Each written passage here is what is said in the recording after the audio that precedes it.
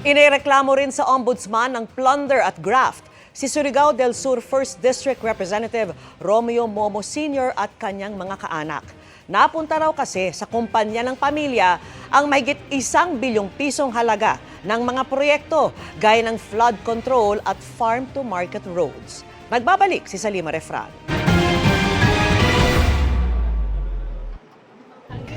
Reklamong plunder at graft ang inihain ng grupo ng mga pari at pribadong individual sa Office of the Ombudsman laban kay Surigao del Sur 1st District Representative Romeo Momo, kanyang asawang si Tandag City Vice Mayor Eleanor Momo, kanilang mga anak at iba pang kaanak. Kaugnay yan ng 1.4 billion pesos na halaga ng mga infrastructure contracts na napunta umano sa kumpanya ng kanilang pamilya na Surigao La Suerte Corporation.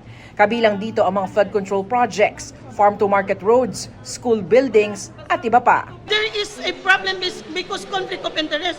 According to the Constitution, bawal directly or indirectly na magkaroon ng pecuniary, yet you still allowed.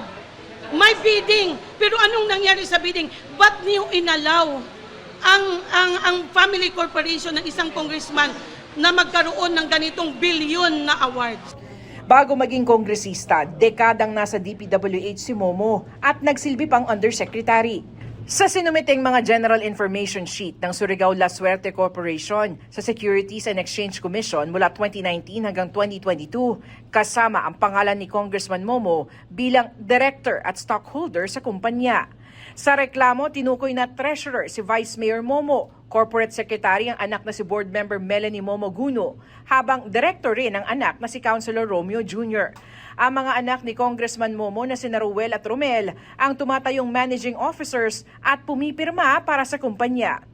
Kasalukuyang chairman ng House Committee on Public Works si Momo at co-chair ng House Infrastructure Committee. Vice chair rin siya ng Appropriations Committee kaya kabilang siya sa House contingent sa Bicameral Conference Committee para sa 2026 National Budget. Can you just imagine, billions ang nakuha kong ebidensya, pero member siya ng BICAM. Kaya ito lang po ang pakiusap ko. Mahal na Pangulo, ikaw po ang unang nagsiwalat nito.